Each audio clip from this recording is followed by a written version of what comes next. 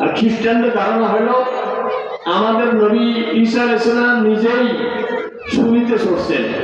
আল্লাহ তাআলা তো বলেন আমা কাতালুহু আমা সালাবু, কিচ্ছু করতে পারে নাই, ওয়ালাকিন শুকরি আল্লাহ। কিন্তু ওদের ধারণা ঈসা আলাইহিস সালাম আত্মোৎসর্গ করে নিজের জীবন বিসর্জন দিয়ে গোটা ওনার উম্মতকে বাঁচিয়ে দিয়েছেন। এই জন্য কোনো খ্রিস্টান দোজখে যাবে না, সব ব্যক্তি সব মনে মনে মন খেলা খায় আসেনি এদিকে, এটা তো বলেনি আপনাদের দিকে, মনে মনে মন কলা খায় বলেনি আপনাদের দিকে, নাকি আমরা শুধু মন পুরে মন কলা খায়, বুঝলেন?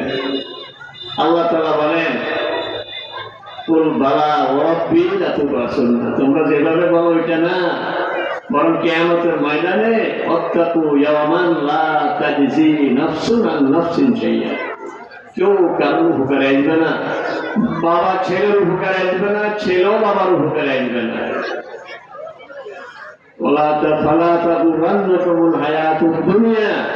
দুনিয়ার জীবন যেন তোমাদেরকে ধোঁকা না দেয়, জায়গা জমির ধোঁকা, সার্টিফিকেটের ধোঁকা, পদ পদবীর ধোঁকা, নিজের সন্তানাদের ধোঁকা,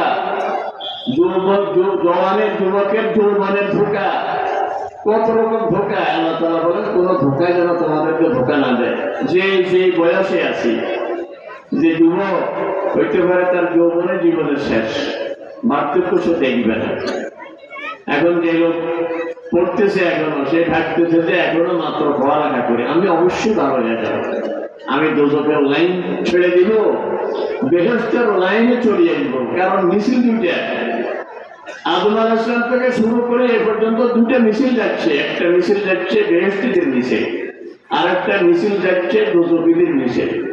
একজন মানুষ বুঝে যে আমার এই মিছিলটা দোজখীদের, কারণ আমি নামাজ পড়ি না, আমি মাহফিলে যাই না, আমি কোরআন তেলাওয়াত করি না, আমি মা বাবার খেদমত করি না, সব তো লাইন উল্টে, ওই মিছিলে চলে যাব আমি। এটা এখনো ছাত্র মানুষ, ছাত্র তো শেষ হয়ে গেলে যখন চাকরিতে ঢুকবো আমি একবারে ভালো যাব। তাহলে ওর এই জীবন, ছাত্রত্বের জীবন তাকে ধোঁকা। যে চাকরিতে ঢুকছে সে চিন্তা করতেছে চাকরিতে ঢুকলাম মাত্র, এখন ডাইন দাম করে কিছু পয়সা দোকান করে নিয়ে আসে, বাড়িতে বিল্ডিং করে নি, কিছুটা ব্যাংক ব্যালেন্স তৈরি করে নি, এরপরে আমি আমার ডাইন মিছিলে, ডাইন কাতারে, বেহেশতীদের কাতারে চলে আসবো, একবার ভালো হয়ে যাবে।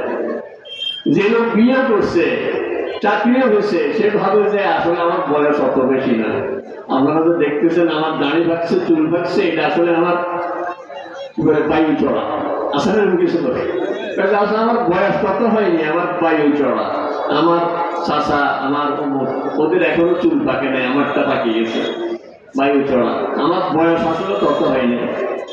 এবার আমার কাছে এক বুড়ো আসছে, ওই বুড়ো বিবি মারা গেছে আর জানাজাটা আমি পড়াইছি। বুড়ো খুব উপরের লেভেলের মানুষ, নিজে উপরে না হলেও ছেলেরা খুব বাংলাদেশের খুব উপরের পর্যায়ে, জানাজাটা আমি পড়ছি।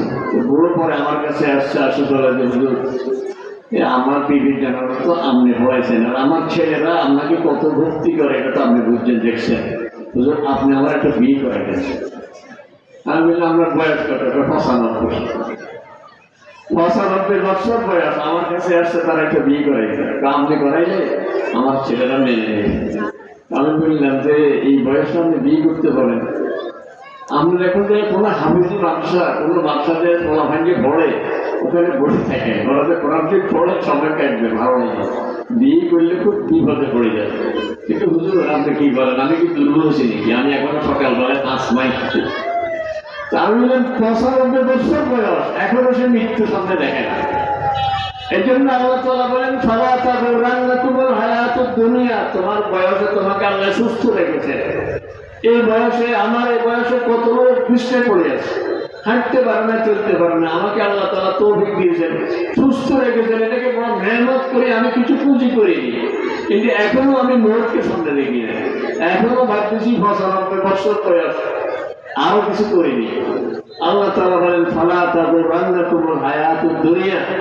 দেখেন সেই মূসা আলাইহিস সালামের জমানায় একটা লোক সংসদ সদস্য, সে ফেরাউনের সাথে চলে, ভিতরে সে মুমিন, এটা কিন্তু ফেরাউন জানত না। وقال رجل مؤمن يكتم إيمانه সে ইমানদার, ইমানের কথা বলবে, সকল যুগে এখন থাকে। আমাদের লক্ষ্মীপুর একবার যে র্যাব, এরা আমাদের লক্ষ্মীপুরের খুব সম্মানী একজন মানুষ, ডাক্তার ফয়েশ্বর, এনাকে রাত্রে শহীদ করে ফেলছে, মানে মর্মান্তিক ভাব, মারার তো একটা ধরন আছে, এটা লোকের গুলি করে চলে গেছে, মরে গেছে। কিন্তু এই লোকটাকে ছাদে নিয়ে, নিজের ছাদে নিয়ে খুব পিটাইছে, 3 তলা ছাদ থেকে নিচে ফেলে দিয়েছে। এই বলতো খুব কষ্ট দিয়ে আমার। এই যে ঘটনাটা যেদিন ঘটছে, এর আগের দিন সকালে র্যাবেরই একজন লক্ষ্মীপুরে এক দোকানে দিয়ে বলতেছে, রাত্রে র্যাব অপারেশন নামবে, অমুক অমুক অমুককে শরীর দেখতে বলে। ওরা তো র্যাবের লোকে, যারা মারার প্ল্যান করছে ওদের মধ্যে একজন। আপনি যে যত পাফে করো, এর ভিতরে কেউ না কেউ আছে যে ভিতরে ভিতরে সব মোবাইলে রেকর্ড করে দেখছে। দেখবেন 100 লেভেলে সব বাজবে, সব দেখা যাবে, বিচারের সময় প্রকাশ পাওয়া যাবে কে কোথায় কি গোপনে করছে। ফেরাউন চিন্তাও করেনি, ফেরাউন সিদ্ধান্ত নিচ্ছে, সংসদে মিটিং এ পাস হয়ে যাচ্ছে মুসা আলাইহিস সালামকে শহীদ করে দেওয়া, মারা হবে।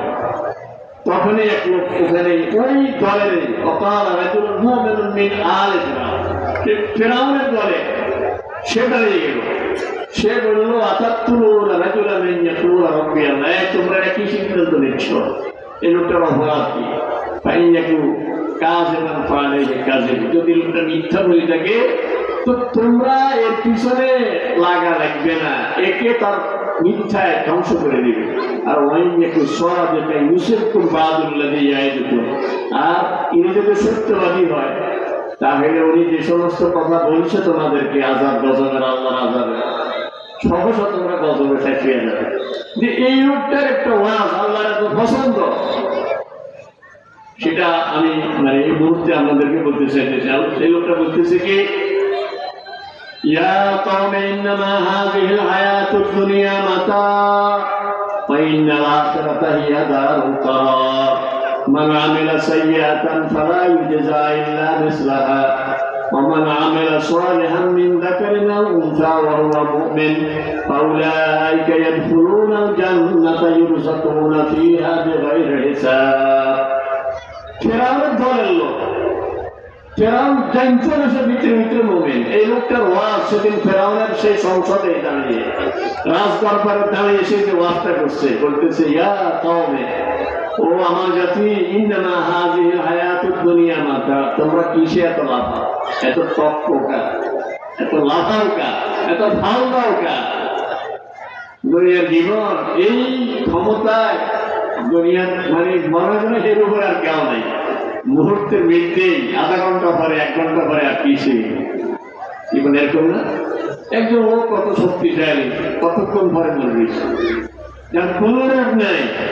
কামিন সহিহিন রাআইতাহু মিন গায়রি সুকমিন, কত সুস্থ মানুষ যাকে তুমি দেখেছ, যার কোনো রোগ নেই। আমার লক্ষ্মীপুর একজন ছিলেন, আমারও বলছে, শ্বশুর আমি লোহা খাই আল্লাহ হাসন করতে হবে, লোহা খাই আল্লাহ হাসন করতে হবে, আমার কোনো রোগ নেই। কারণ মানুষ কি দিন একটা বেশি আটটা খাইতে চায় না, আমি 8টা 9টা খাইতে পারি একটা। আমি দেখতেছি মানসার দিকে, উনি মানে খুব ভালো মানুষ, শুধু যে স্বাস্থ্য আছে এটা না, সামাজিকতা, ভদ্রতা, ইবাদত সব ঠিক ছিল না, এমনি জেনারেল লাইনের মানুষ। আমি মানসার দিকে যাচ্ছি, হঠাৎ করে একটা সালামের আওয়াজ শুনি, আমি দাঁড়ায় গেলাম। পরে দেখলাম আমার বাসা সামনে দিয়ে গাছ আছে, সরাসরি আমাকে দেখা যায়নি, আওয়াজ তো শুনছিও না, দাঁড়াচ্ছি আর থাকে কি কদূর কই যায়, বললাম আমি মাদ্রাসায় যাই। এই যে কথা বলে গেলাম, 15 মিনিটের মাথায় ওনার বাসার থেকে ফোন গেছে, ওনার বাচ্চা বলতেছে, আপনি তো স্ট্রোক করছে। এই 15 মিনিট আগে আমার সাথে কথা, একেবারে সুস্থ মানুষ। আমরা ঢাকা নিয়ে যাচ্ছি, ঠিক আছে যাও, আমরা দোয়া করি আল্লাহ হেফাজত করো। 2 দিন পরে ঢাকা থেকে ফোন দিচ্ছে, আপনি মারা গেছে, আমরা লাশ নিয়ে আসতেছি। তো লাশ আসার পরে আমার একই এলাকায় বাসা, রাত 12টা হয়ে গেছে। লাশ আসার পরে অ্যাম্বুলেন্স থেকে ওই বক্সটা, টোকেনের বক্স করে আনে, আমি ফটো খুলছি। মানে আমার এই স্মৃতিটা জীবনে ভুলার মতো না। এই রোগটা মনে হয় না, এই মাত্র আমাদের বলতেছে কোথায় যায়, আর এখন ঢাকার থেকে লাশ হয়ে আসে। এই জন্য কবি বলেন, কাম সহি রাআইতাহু মিন গায়রি সুকমিন, যা অর্থ মানিয়ে তো ফালতা, কত সুস্থ মানুষ, কোনো রোগ নাই, হঠাৎ মরে গেছে। সেই জন্য একটানেন ফিল ফারায় রাকুইন আশা আন ইয়াকুনা মাউতুকা বাতাতা। এজন্য তুমি সুযোগ পেলেই জায়নামাজ বিছাইয়া 2 রাকাত নামাজ পড়ে যাও। আমরা তো সময় পাই না, ফজরের পরে ব্যস্ত, যাইয়া দোকানে একটু বসি চাটা খাবো না, একটু বসে 6টা 10 জামাত, 6টা 40 সূর্য উঠে 20 মিনিট বসে 7টা বাজবে, মাত্র 2 রাকাত নামাজ পড়লেন, আপনার আমল নামায় হয়তো আমরা 100 লেখা যাবে। সময় পেয়ে অফিসের দিকে যাব, দোকানে যাব, মাদ্রাসা যাব, স্কুলে যাব, কলেজে যাব, অফিসে যাব, আমি রিক্সা নিয়ে বের হবো, আমি গাড়ি নিয়ে বের হবো, আমি কর্মী শ্রমিক মানুষ, আমার বিবি নাস্তা রেডি করতে করতে 8:30 9টা থেকে 11টার ভিতরে 4 রাকাত নামাজ পড়বো। আল্লাহ তাআলা নিজে ডেকে ডেকে বলেন, বান্দা দিনের শুরুতে 4 রাকাত নামাজ পড়ো, সারা দিনের তোমার সকল কাজের দায়িত্ব আমি নিয়ে নেব। 4টা নামাজ। এই জন্য সবাই ধোকার মধ্যে আছে, আরো পরে যুবক ধোকার মধ্যে আছি আমি, আমার এই মাত্র যৌবন শুরু, জীবন শেষ হয়ে যাচ্ছে আমার। যে মুহূর্তে আমি মোবাইল টিভি রাতে 2 ঘন্টা 3 ঘন্টা, 2টা বেজে যায়, 4টা বেজে যায়, 1টা বেজে যায়।